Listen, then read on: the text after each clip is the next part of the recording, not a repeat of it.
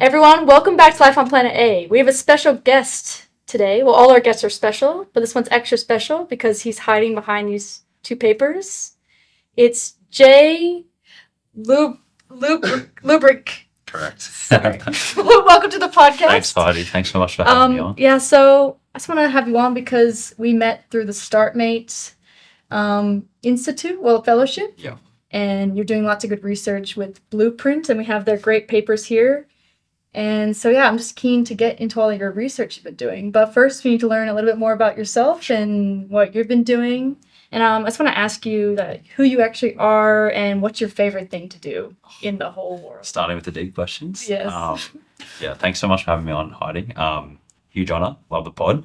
My name's Jay. I'm a researcher currently at Blueprint Institute. So we're an independent think tank in Australia, working on public policy and economics matters, and trying to shape and shift the political debate in Australia. Our four main sort of areas are climate and energy, so that's the big interest for me. And then we do tax and fiscal policy as well, which is more economicsy, and then education and innovation. So like all four, I guess, areas very close to my heart. And yeah, outside of that, just a normal mid-20s guy.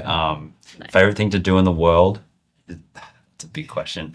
So any time, I guess, just doing my hobbies. So like kicking a footy or, shooting hoops, playing guitar, Nice. playing music. Like Michael Jordan? Love Michael Jordan. Yeah. Yeah, exactly. And then, just like spending the weekend just going down the beach, walking down the beach, coffee. Cool. Because you're originally from Brisbane, so yeah. So beaches. Which one's better, Brisbane or Sydney Beach? Well, Brisbane actually doesn't have any beaches, but Gold Coast does. And I was born, or not born, but I grew up around there. Yeah. I would say, hot take, Gold Coast beaches are better than Sydney beaches, just because they're quieter. Heard it here. Yeah. Just because they're quieter. Quiet, yeah. But obviously, all the beaches in Sydney are beautiful as well. Yeah. And short walk for me down to Tamarama or Bronte. So pretty, yeah. Love it. That genuinely is probably my favorite thing to do at the moment when I have a spare minute. Nice, very cool. So you did a degree in politics, philosophy, economics, and so how does that help you in your current role at the Blueprint Institute? Because that's a wide range of different. Yeah. So I did politics, philosophy, economics, or as I like to say, useless, unemployable, and expensive. No, I really enjoyed my degree. So I guess contextually, coming out of high school, I didn't really know what I wanted to do. I did decently in school, and I had some pathways that I definitely considered, like law or business, something I guess more traditional. But I wasn't completely convinced by any of them. And then I think it was year 12, I stumbled across the PPE program at UQ, and it was like the first or second time they'd run it. So it was completely new. And I was studying economics in school, but the other two weren't offered. So, but I was broadly very interested in philosophy, and I thought, I don't know, it was just a bit of like, this would be fun. Like I wasn't thinking about like opportunities or like long-term sort of thing. I was just like, I don't want to pigeonhole myself. I like how broad it is. And I like how generalist it is. So I was like, look, let's give this a go. I think this would be really enjoyable. And like, it was a very enjoyable degree, I would say. Like it was very, it probably wasn't as like tedious or difficult as some of the degrees that some of my friends did, like in maths or advanced finance or sciences or something like that. So it was a lot more like every subject was interesting, which is really good. And I think the best skills I got from that were more, I guess, qualitative. So critical thinking, deep research, writing, and then communicating. But like, we were always sort of oriented around big, complex, ambitious problems, and then more like abstract sort of complex problems in philosophy as well, which I don't know, don't necessarily have application in like the current day or current life, or don't have necessarily like job opportunities for that. But it was really interesting, I guess, to study all those schools of thought and all those thinkers, to get a really holistic, well-rounded, just knowledge base. Makes sense. And I guess, for how it helps my work now, I think it's a perfect degree to go into a think tank or research, because I think you need to be adaptable and generalist basically to sort of tackle these complex, multifaceted problems, and sort of be able to empathize with all different stakeholders and all different schools of thought and all different like perspectives of how to frame a problem. And I think like if I did something like law or like strict economics or something like that, I think that might have don't get me wrong, like they're fantastic degrees, but I think it sort of gives you a very like complex certain default thinking, to sort of lean back to, whereas I think PPE always challenged you to figure out how the disciplines interacted with each other, which I think is it's definitely something I was like wary of during the program, and something I'm grateful for coming out of it. Yeah, it's awesome because Blueprint Institute is an independent think tank, like you said, and they're developing lots of different reports, which is really exciting. And lots of different topical stuff, and also stuff that some certain politicians wouldn't, want to talk about, or certain industries they're trying to. Yeah, you guys are leading certain discussions, so it's really exciting. And so the first thing I want to get into is nuclear energy. And do you want to preface that you're not a nuclear?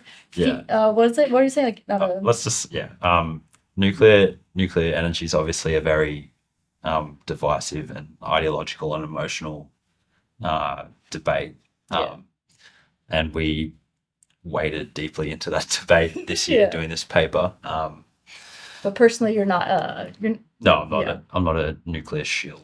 That's good. But it's interesting to talk about because it can be a part of our energy mix, and I just want to get into what your report found and how it could be a part of the mix eventually. So the report's called The Lowest Cost Net Zero Grid, and you found that nuclear energy might present an opportunity for Australia. So what would that look like for long-term opportunity for Australia nuclear? When would that start, and what does that look like? Yeah, great question. So as I was saying, I think the debate is hotly contested and it's very emotional. So we sort of really approached this paper in good faith, and wanted to just see if there's any merit to the case of nuclear energy in Australia, because the prevailing narrative was a strong no. And at least for me going in, I was definitely nuclear skeptic. But after doing, a year's worth of research on it, the nuance and the technicality to nuclear and just broadly the energy transition is so broad and complex. And I think, most people, or a lot of people, are too quick to form sort of ideological opinions about how we go about that transition. Australia's a bit worried about that making a decision on that front. I think there's just people that, like, everyone just gets wedded to the technology that they want to see, right? So you have the climate movement, a hellbent on renewables, which is exactly what we need. Then you have the nuclear constituency, the same with nuclear. I think the main takeaways from our paper, firstly, is that binary framing is completely wrong. Like, that's not sort of the mindset that's going to be productive at all for Australia's energy transition. So we really want to, I guess the spirit of the paper, or the leading idea of the paper, is to embrace technology agnosticism. So really it's just a very dry economic analysis of how do we do this in the most cost-effective way, because ultimately electricity is a necessity good that all Australians will consume. So I think there's a sort of, we owe, like, it's very easy for people on the, like, wealthier end of the spectrum to endorse very renewables heavy pathways, because they don't necessarily feel the burden through electricity bills that lower income people might. So Yeah. it was just very much a, how do we do this in the most cost effective way, the most efficient way, and in a way that's sort of stripped away from ideology. So yeah, the main takeaways being the renewables versus nuclear framing is the binary framing is wrong. Yeah. It was, I don't think anyone suggesting that the two can't coexist or the two are mutually exclusive. Sort of, that's just a misleading perspective. I think just categorically, to be clear from the start, like nuclear, we found that nuclear energy won't play a role in decarbonising our grid in the next 2 decades, so not until 2040, if it does play a role. So, the new electricity market, or the NEM, which is the electricity grid down the east coast of Australia, faces much more immediate crises with, risk of blackouts impending as early as this summer, and I guess to a larger extent in the coming years. And there's been, investment in transmission and further renewables projects has sort of stalled in the last couple of years. And obviously the macro environment is not the most conducive at the moment to big infrastructure spends. So, it's very important to, at the start, clarify that we don't think nuclear will play a role, certainly not before 2030, which is when Dutton and the coalition envision a role for nuclear. But so we criticise the right for sort of expecting this sensational breakthrough in nuclear that's just not realistic, particularly when the technology that they're banking on, being small modular reactors, aren't proven or aren't commercial at scale yet. But similarly, we criticise the left, who we say sort of have this ideological aversion to nuclear. So they a lot of the people from the emotional camp on the left will argue we're just sort of tunnel vision renewables and think anything or any other technology that sort of distracts us from that pathway is the enemy. That makes sense. And I think most of the sensible energy leaders in Australia can recognise that nuclear is a potential climate solution, not for a few decades. So there's no, but yeah, both sides of politics are wrong. Basically, the right are wrong because there's no way we can just, build SMRs tomorrow or by 2030. But the left sort of ideological aversion to nuclear and sort of, huge enthusiasm to maintain the ban in Australia is somewhat irrational. And I think they overlook the potential merits of nuclear in the future, but very distantly in the future. Yeah. So, it's interesting talking about the ideologies between these two groups, because there's been arguments saying like if you focus on nuclear now, you're getting distracted from renewables, and there's a bit of controversy. But I think by Blueprint Institute actually taking the middle ground, it can show a good in between. That was definitely the angle. Like we just wanted to, come to a centrist middle ground and appease both parties in good faith and sort of tone down the the emotive culture war around it. And I think because we do need everything to combat climate change. We exactly need lots of renewables, and we need we need to firm the renewables with something. And you can get to a 100% renewable grid, but the getting from 90 to 100% purely with hydro batteries and further solar and wind, the costs go through the roof, the astronomical. What is that tipping point? Why does the cost get so expensive at that one at 90% renewables? Is it because of the extra cost of all the transmission lines and transporting it? Even with solar, even if everything was on your roof, would it still be an issue?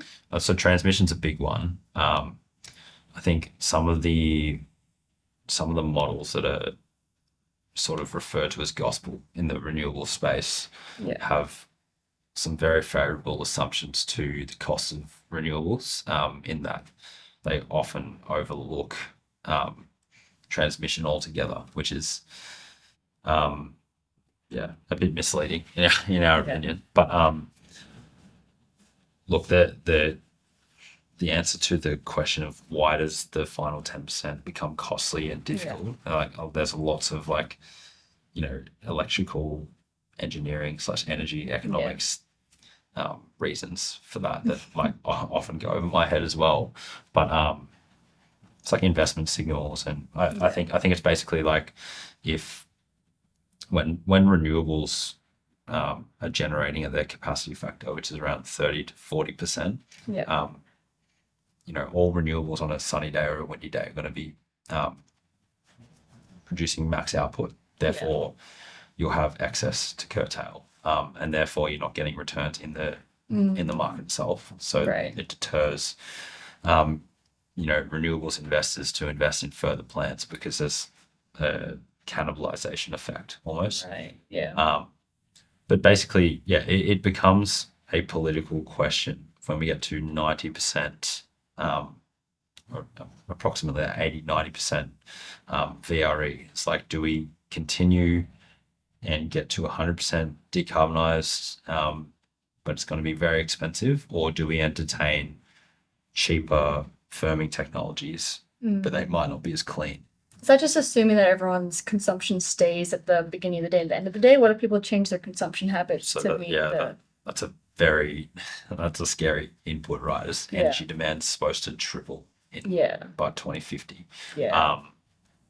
So that's why these models are so speculative as well. Yeah. I guess that really does put the premium of and the importance of energy supply security and reliability of supply, and being able to keep the lights on.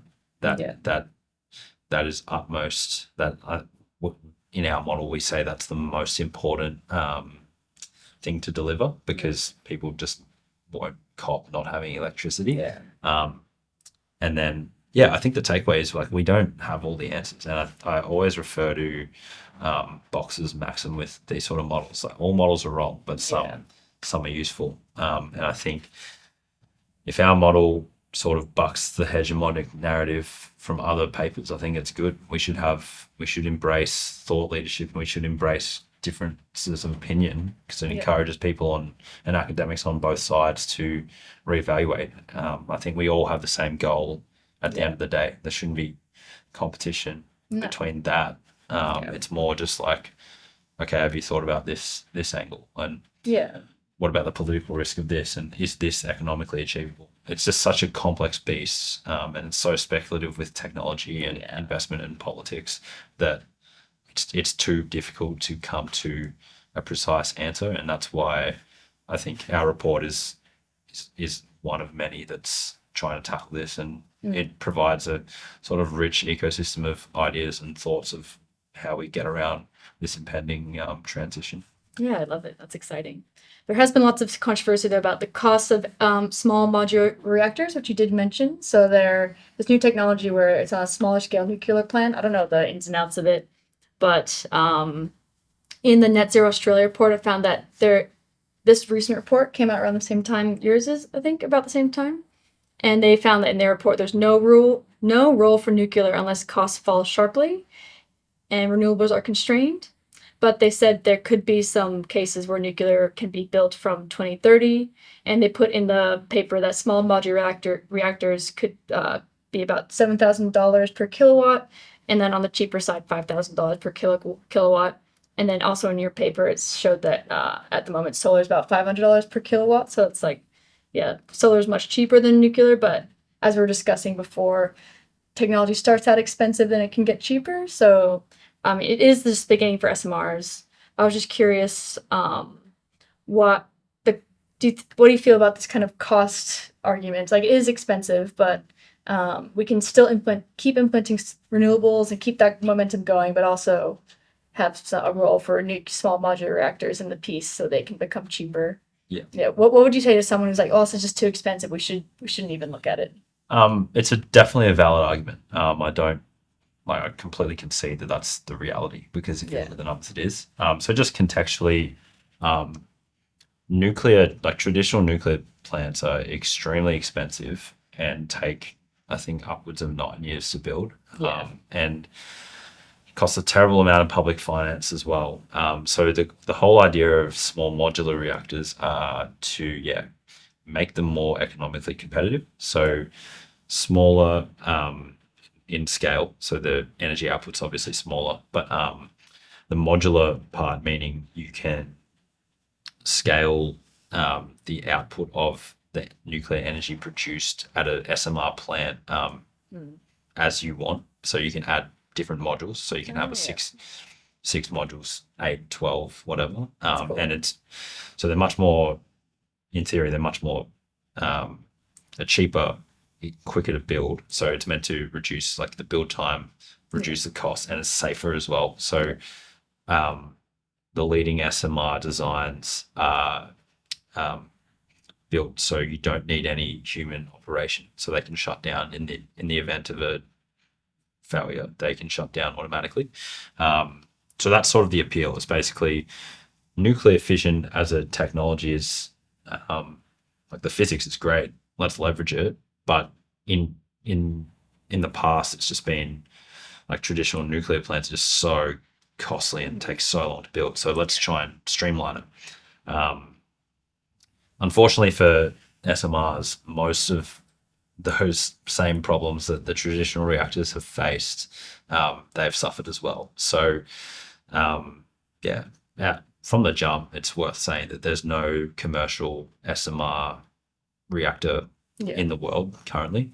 There's, I think, the IEA last said there was 71 registered SMR designs, and of that 71, there's 3 under construction and 3 in operation. And those 3 in operation are in Russia, offshore, and China. So they're, I guess that sort of speaks to those sort of authoritarian governments that can sort of scale a project like that. But in Western democracies, there's no existing commercial small modular reactor. So when you hear the coalition type sort of shield this technology and say, hey, let's put SMRs up all around the country like in 2030, like that's completely divorced from the reality. And this SMR tech's been perpetually like a decade away, and it still is. It just last week, the new scale SMR, which is one of the leading designs in the West, was abandoned because of capital cost increases. And basically, I mean, the new scale one's a really interesting case study because we'll talk about it later on with the public-private partnerships as well, but faced a lot of economic challenges to the point where investors abandoned the project. So, like, SMRs is like a theoretical concept on paper, brilliant, and there has been a lot of thought as to the potential of them and how they can be implemented, across the West. But in terms of actual developing prototype first-of-a-kind reactors, we're still so far at the beginning, and there's so much speculation and uncertainty surrounding all those economic and scalable factors for SMRs. Like, is their product market fit? Unsure. Will they come down the cost curve? Unsure. So the technology is really sound and impressive, but scaling it and bring it to market, more of an economic cost. It's a completely different ballgame. Yeah, but if they were implemented, what would be the carbon savings? Because they're not. I had this discussion with someone. They're not renewable, but are they clean tech? Can you say it's clean energy? Yeah, so clean. It's the only waste product is the uranium. Correct. Is there a same amount of uranium for small modular reactors compared to a big size plant? Do you know? So interestingly, so obviously big plants would have more, but in terms of like, what's the term, like per capita, per size, there is the unit economics of waste is higher for SMRs than they are for traditional reactors. So that is a drawback. That's something we found. So that's sort of a myth, as well as like the pro SMR people are like, oh, there's less waste, but per unit of energy produced, it's higher than. Why is that? Is it just the actual waste? I would imagine, just, again, not a physicist, so I don't want to butcher it, but I imagine like the actual reaction itself would be more intensive on a smaller unit, and therefore be more fuel heavy. That could I be see. completely wrong. Yeah. Don't quote me on But that. yeah, Um, you'd assume maybe as the technology gets better, you can get more efficient and not expend as much. that's the hope, and I think that's the hope with all clean tech or particularly energy generation, right? Is Yeah. all of it is going to start off extremely expensive, and we hope that there's learning effects and Yeah. economies of scale, and then it comes down the cost curve. So, I saw a lot of the anti-nuclear types celebrate that new scale sort of abandonment of the first of a kind reactor, and I'm just like there's a lot of like hindsight bias, and they're stoked, like, oh, I told you so, like, wow, look Yeah. at this. But like, it's not. I think that misses the point, right? It's not a win. It's not something to be celebrated. Like all clean tech or all energy generation tech suffers from the same macroeconomic conditions. So all big energy projects and transmission projects suffer from interest rate hikes and suffer from Yeah. inflation.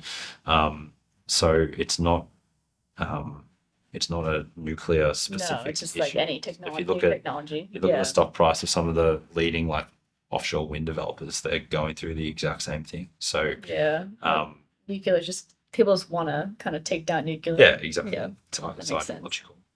Okay, so yeah, I think we've learned a lot about small modular reactors and nuclear now. So I think it'd be really cool to talk about public-private partnerships, maybe Sure. more of your vibe. So Mariana Mazzucato, she researches government's role not just as a regulator, but also as a key innovator in the economy, which I've actually never really thought about. The public, you don't think as of the government being an innovative thing. You just think of it as a slow, boring thing. Yeah. And she argues that actually many of the technologies that we see in the private sector have originated from government. And there's actually an example from Uruguay, which they have a massive problem, which they don't have the economy as their growing population, but there wasn't enough energy to go around for everyone.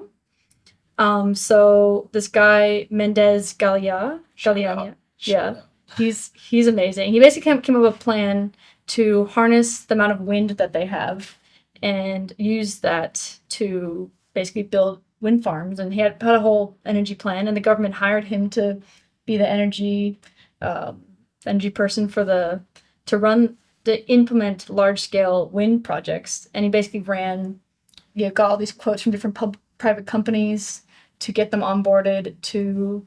They quoted how much they worked with a bunch of different private companies to implement wind. And now there's over 700 wind turbines across Uruguay, and 98% of Uruguay's grid is powered by green energy. So that just shows how one guy basically kind of came up with a plan, got quotes from different private companies, and then scaled it up. So that's a great example of a private sector working with government to solve a giant energy crisis problem.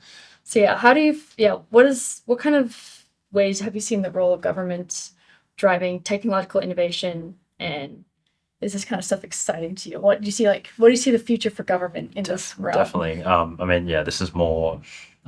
We haven't done. This is sort of my own thinking, separate from work, but yeah, definitely. That example is a really compelling, effective, and admirable example of a successful public-private partnership that I think, is one mechanism in a broad arsenal of different ways that the public and the private sector can work together to scale and deliver what we need to at such an ambitious scale anyway. So just going back to Mariana Mazzucato, she's a big intellectual hero of mine who, her sort of philosophy is reimagining the role of government, so the role of the state, to be not just a market facilitator, but a market shaper. So as you were sort of leading to, the common view of government, particularly from those in the private sector or in the tech sector, is this big bureaucratic obstacle that is in the way of what we're trying to achieve. And don't get me wrong, there's plenty of evidence to suggest that it has been that as well.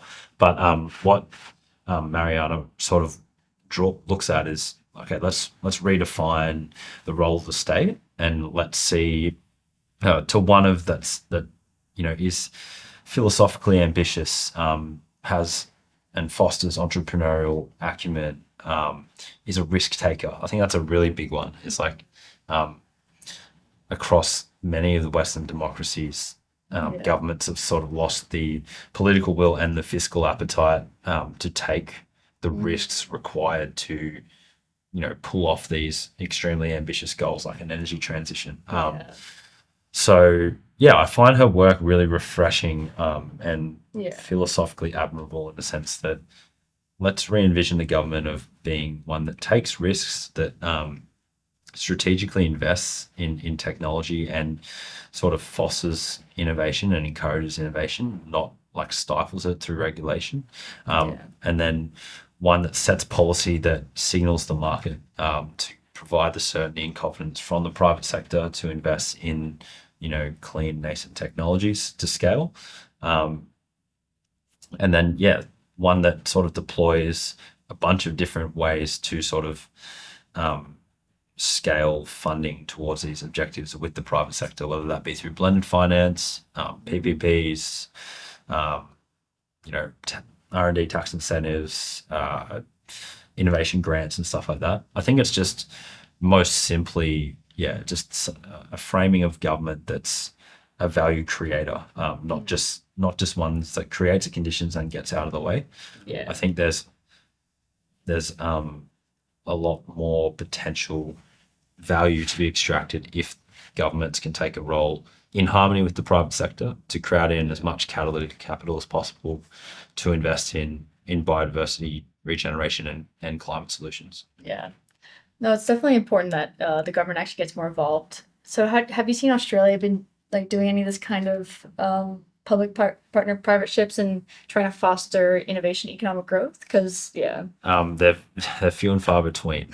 So Australia's current political ambition with this sort of stuff is very, very limited. So I mean, Labor, like we've just come off a decade of coalition government, and they've famously been very anti-renewables and not climate deniers, but climate laggards. Like that's just the reality. So, their sort of appetite for sponsoring clean tech or, fostering that sort of innovation's basically been non-existent, really. The new Labor government in now, we've started to see inroads towards more of that innovative philosophy, which is promising. So I think it was last week there was a 11 million investment into SunDrive, which is I don't want to butcher it. It's a solar cell tech. Cell tech startup. Vince, I can't remember his surname, but he's awesome. Like the founder's so cool. I've listened to him speak a few times. But they're revolutionizing solar tech basically. And I think Albo went to their offices or wherever they were, and announced this grant through Arena, which is for 11 million. So that's a really positive sign. And I think that's a really good example of that philosophy of risk taking and investing. So like getting that sort of raising that capital from the federal government is a significant achievement, and does speak to a sort of strategic philosophy that's more willing to take risks and more willing to invest in an innovative culture. So I think that's a positive sign. Hopefully we can just see more of that, and hopefully we can see Australia's political circles and policy world interact with a thriving tech ecosystem fostered through things like Startmate and Blackbird, because I see a lot of, not divide, but I see them as very separate entities, and I think there's so many win-wins there if both sectors can work together or figure out ways to nut out these problems together. Because I think there's a sort of distinct. There's a barrier now between barrier. the public and private, but we see some little hints of Yeah. collaboration. Yeah, I just want to shout out to SunDrive because I have a friend who works there and Yeah. they're doing some great stuff. Yeah. But Shout you're really passionate about native forestry as well. Do you feel like there's some issues in the native forestry space that we could kind of use the public-private realms to foster better use of our native forests? Yeah, definitely. So going back to Blueprint again, we've a massive component of the work we've done in the last couple of years has been basically this nationwide expose of the native timber logging industries, which are state-run corporations that get basically subsidized to prop them up. So they're not profitable businesses. And there's sort of myriad political reasons as to why that continues to this day that we don't really have to go into. But we've done a series of 2 papers in Victoria and in New South Wales looking at the native timber logging industries. And we have one coming out on Tasmania in the coming weeks. That's a podcast scoop. But absolutely. So the framing of those papers is basically saying, look, why are we cutting down these trees for a business that's not even profitable?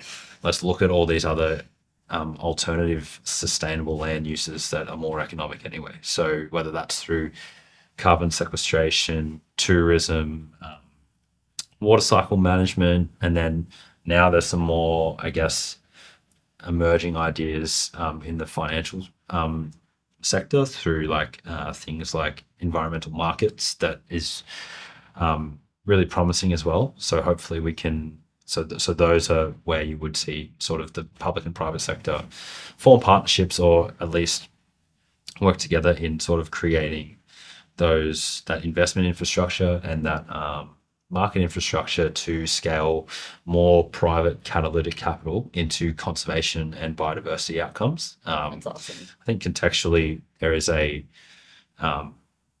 so much focus on reducing emissions and decarbonisation, there's so many other sustainability goals that sort of get forgotten about, and biodiversity has been one of them. There's a global biodiversity crisis, and Australia is exhibit A of that. According to all the state of the environment reports, 2016, 2021. The COP15, which is the biodiversity UN conference, which was last year, resulted in this really comprehensive framework of sort of goals and policies that we need to achieve globally. But one of the scary takeaways of that was the funding gap for biodiversity, which is, I think, $700 billion US per year annually till 2030 to halt nature loss. That's not even to restore it. That's scary. So I think people underestimate the scale of and how expensive it is to protect nature and to restore nature. So if there's ways, and businesses in the corporate sector and philanthropies, they're all aware of this, and they're wanting to invest money towards this, but there's just a lack of sort of market infrastructure to invest in. So I think there's definitely potential for PPPs or blended finance with federal and state governments and private sector to scale more private money into protecting things like native forests in Tasmania, for example. That's great. Yeah, part of Mariana's work is actually kind of rethinking how we value things. I think she wanted to focus on revaluing, increasing the value of the public sector's contributions. But as you're saying, I think we need to increase the value to the biodiversity contributions. And to me, when I think about biodiversity, it's hard to put even a price tag on it. Like, they provide things, ecosystem services that are beyond what we even understand. Like, they balance out the whole world's ecosystem more than we do. We're just, eating the planet. And the actual ecosystem is feeding in a better way. So, what you're saying, there's such an opportunity for Australia to, instead of cutting down trees, we can actually enhance it by being smart with economics, valuing certain forests more, and it comes back to a fundamentally reframing our philosophical view of value, right? So I think the main point of her philosophy there is not necessarily to build models that I don't know, better, more accurately price in public sector investment, because that's doable. You can do that. But I think it's where quantitative models fall over, particularly in climate, is trying to measure those qualitative values. So currently, like, ecosystem services are barely priced in. Like, there's a few like existing carbon methodologies, but again, it's not standardized across the world. Yeah. You know, all the benefits you get from a forest. So Yeah. the spiritual and cultural value for First Nations people, the biodiversity and habitat, the health of that, and for critical species that is also tied to the tourism sector, like the mental health and well-being benefits you get from nature. Like, none of these things are priced in, and I think our natural assets, when they're subject to dry economic analyses of like profit loss or cost benefit or whatever, that is really only measuring the performance of the timber logging industry. Yeah.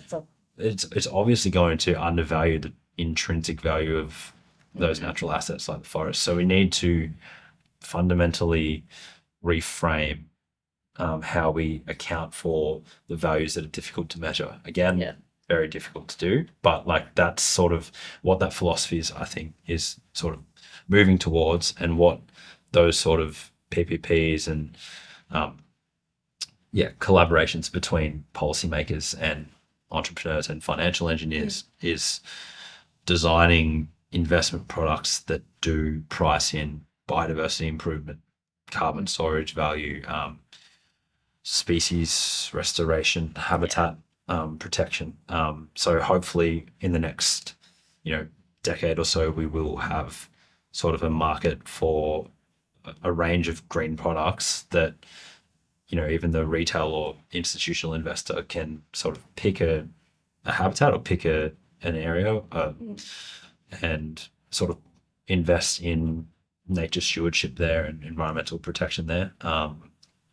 Again, very early stage, but that's sort of it's really important just to understand that philosophical first principles point of how we understand or value and how we measure value in the economy is sort of how we've led to this destroying everything. This environmental catastrophe. So we need to change the systems to account for that. I have so many thoughts around that, but I feel like it's just it's more I think we definitely do need to make a market around it, but it's just unfortunate that we just can't live in the world and not destroy everything. We have to put a price on things, but that's a different. It's frustrating. I guess it's when you think about that in a conversation, it's like, why do we need a market to do that? Why can't we just protect the forest? That's what people. But that's the depressing part about politics is, there's always an element of political reality to all these problems. That's true. And unfortunately, if you don't provide a business case half the time, you get laughed out of the room. So it's a world. Oh well. Oh well. That's but at least we talk about it and we can make things better. Hopefully, Well, I think there's just room.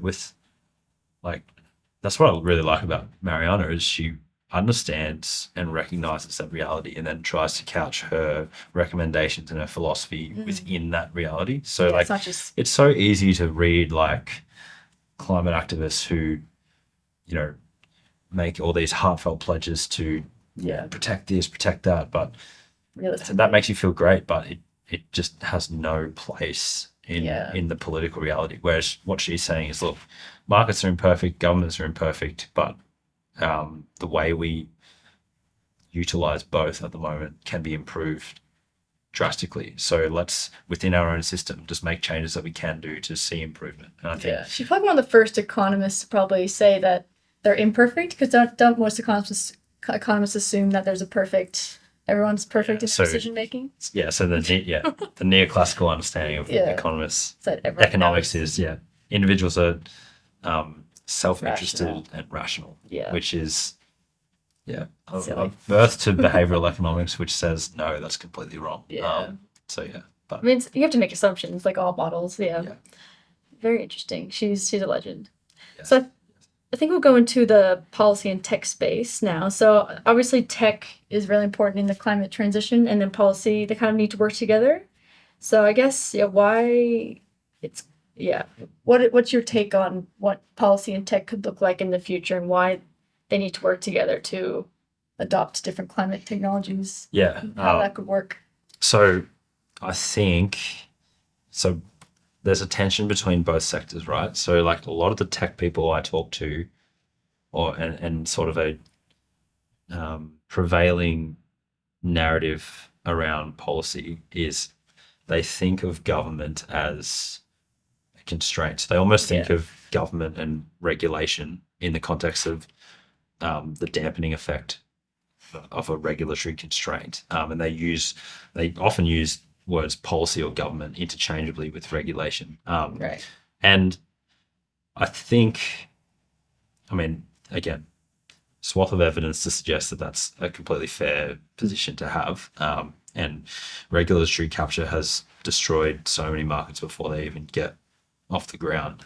So it's a fair enough point, but that goes back to Mariana's philosophy of, okay, well then let's, like, we need to envision the state as a value creator and an entrepreneur in and of itself and an innovator, not something that regulates the distribution of outputs and limits this and limits that. So, I see a lot of tech people ultimately frustrated by policy and view policy and government as an obstacle and not a tool that can help them. And likewise, I see a lot of policy people just fundamentally underestimate the speed of innovation, the potential of it to sort of hijack traditional growth curves. They just fundamentally, I think a lot of like senior bureaucrats just have a misunderstanding of the tech ecosystem and how innovation ecosystems work. So again, that like that's not necessarily a sinister thing, but I just think it leaves you in a place where decision makers don't understand what they're trying to make policy on or regulate. So there's just a lot of noise and assumptions and not enough collaboration between the two sectors. So I think with like, so it's about changing our way of seeing them. I think people's ideologies can actually really shape how we do things. 100%. And like it's a positive sum long-term game. Like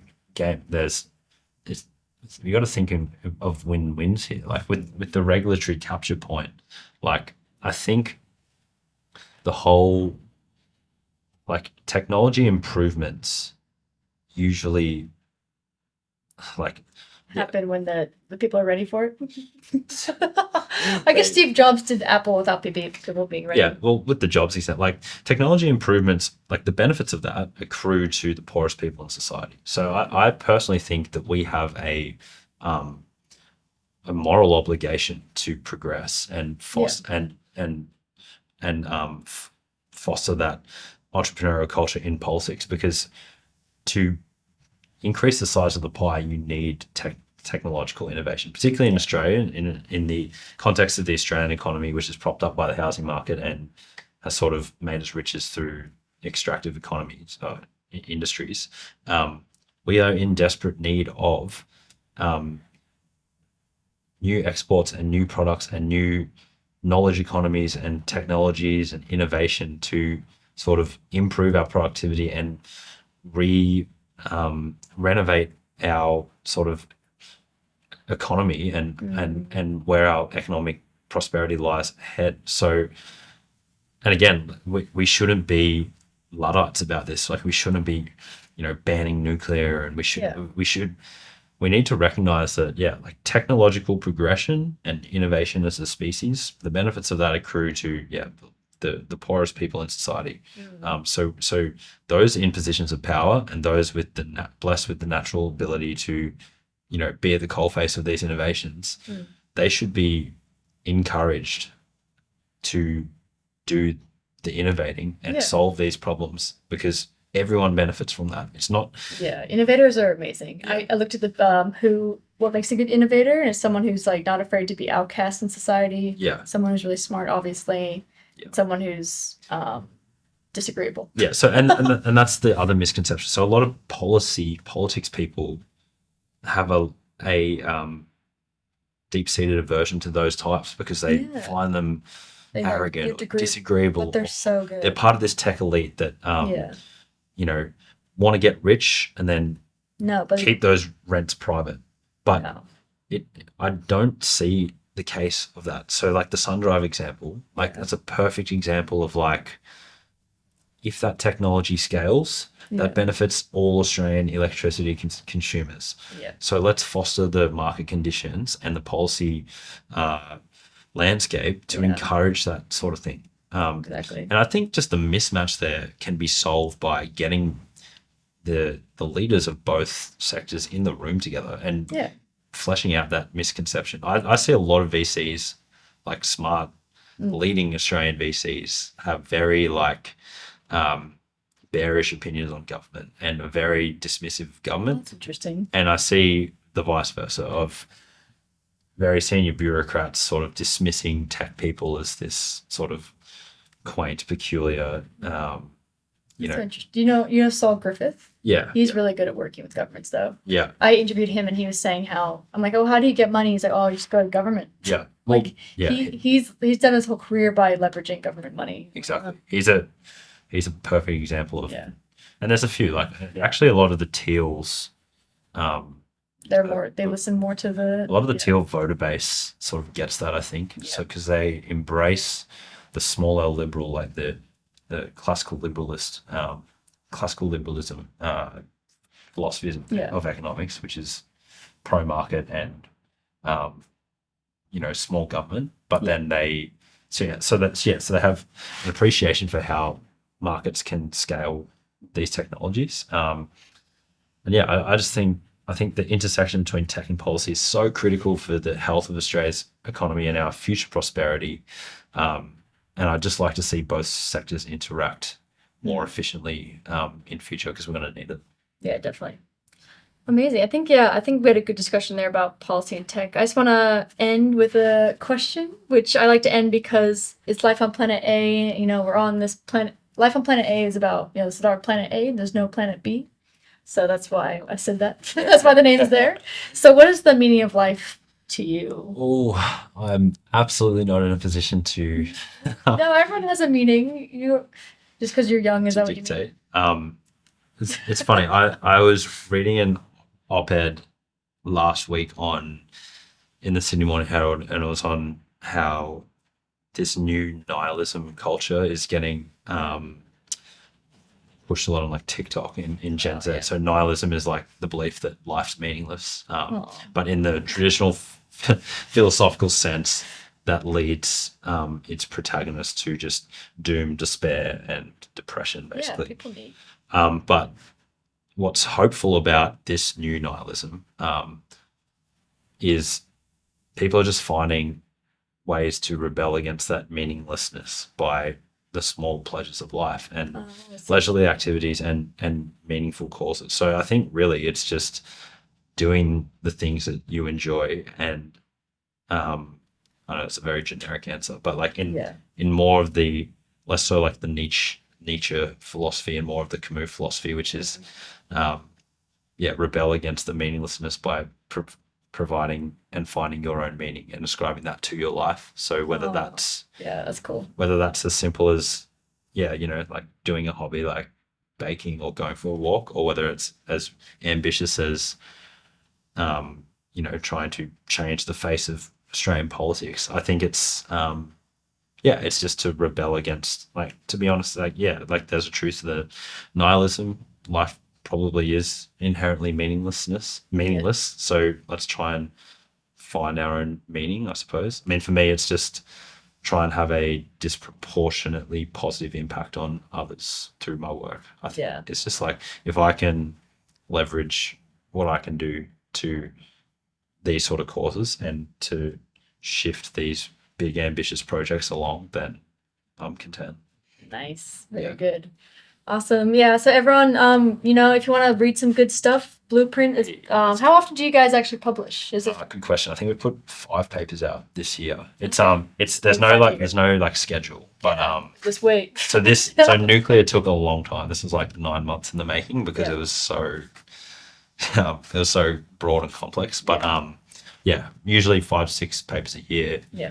On those 4 research streams. And hopefully we find the work interesting and we can continue to shift the debate in Australia. Awesome. Thanks so much for being on the Life on Planet A, and Thanks, like and subscribe on our YouTube, Instagram, and LinkedIn, and follow Life on Planet A, and everyone have a great, life on our Planet A. Nice.